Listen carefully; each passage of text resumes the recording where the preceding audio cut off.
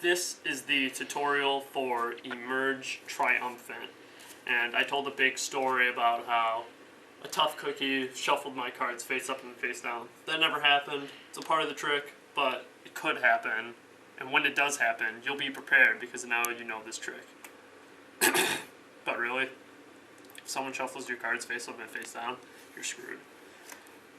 There's no way to fix it.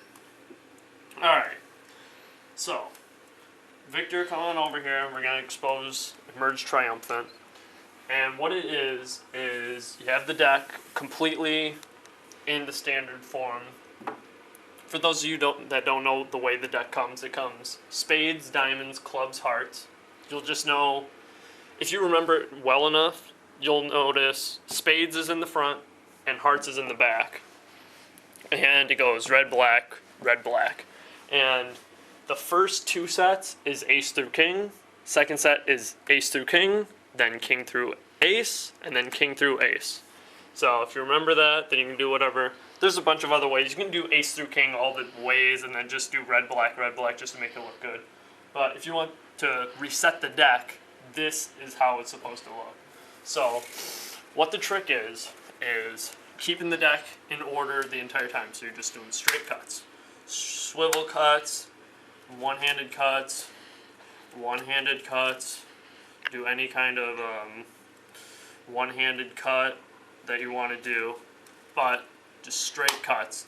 And then in a second tutorial, I'm going to explain how to do this false riffle shuffle that shows riffling, shuffling to end with cutting the deck.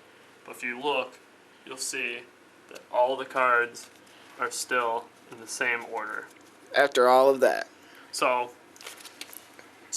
as the trick begins, I should say, you have your deck set up, you're telling your story about how you'll never let someone shuffle your cards again, you're doing all these cuts, and then just end with one false riffle shuffle, because you don't want to get caught up. It's like, there were a lot of times when we were filming this that I had to stop the camera because I haven't done the false riffle shuffle in so long that I had missed a couple cards.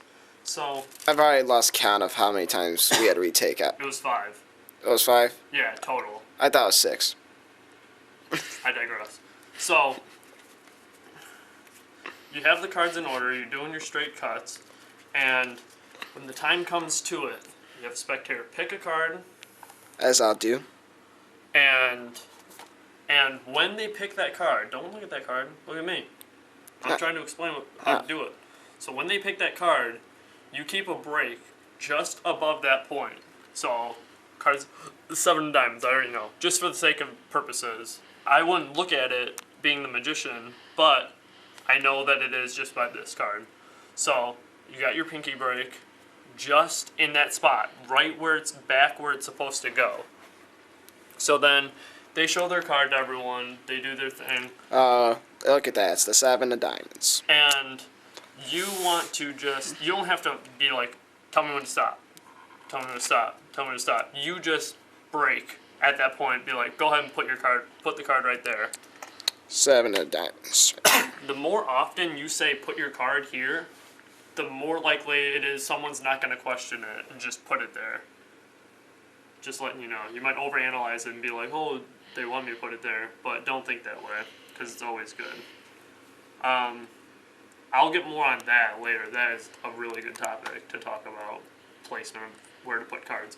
So I lift the card up, and I let everyone see it. I always use this technique for when I want to control a card. This is, I think, the best way to make a card look like it's lost and then control it at the same time.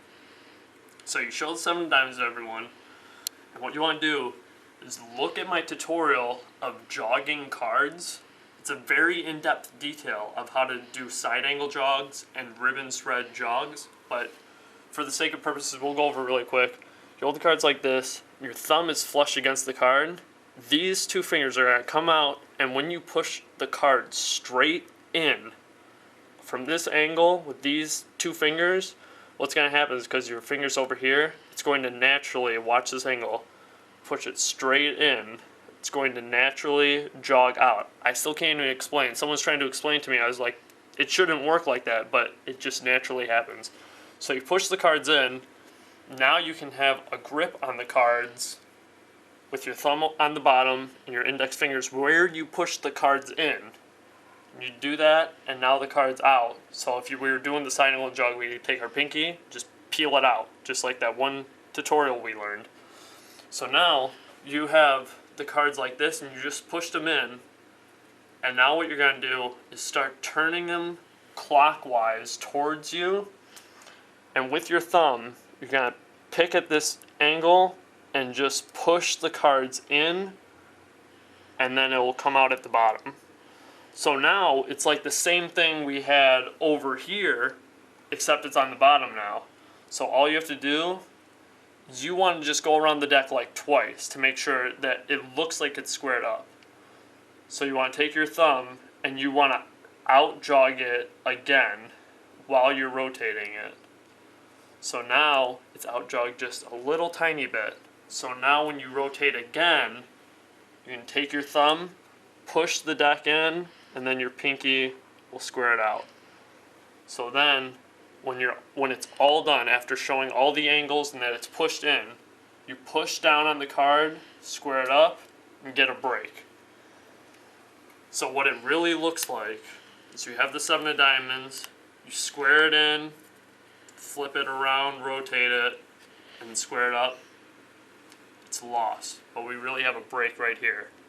Because again, we did our side angle jog, card comes out, we rotate it, our thumb pushes it out, our thumb pushes it in, rotate it, our thumb pushes it out, and then we can catch our break.